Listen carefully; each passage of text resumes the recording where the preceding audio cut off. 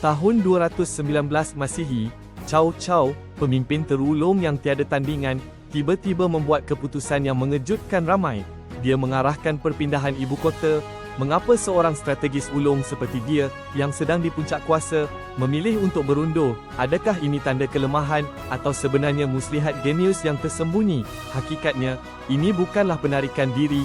Dengan Liu Bei semakin kuat di Hanzhong dan ancaman jangka panjang, Cao Cao tahu dia perlu mengukuhkan kedudukannya. Perpindahan ibu kota membolehkannya mengelakkan pertempuran yang tidak perlu dan mengukuhkan pertahanan di wilayah terasnya. Ini adalah langkah berani untuk mengelakkan risiko besar di masa hadapan. Keputusan ini membuktikan fleksibiliti dan kebijaksanaan Cao Cao. Dia sanggup berkorban kecil demi keuntungan jangka panjang, mengutamakan kestabilan berbanding ego. Sejarah menunjukkan, langkah ini membolehkannya fokus kepada ancaman lain dan mengekalkan kekuasaan untuk tempoh yang lebih lama. Ini adalah pengajaran penting tentang kepimpinan dan strategi.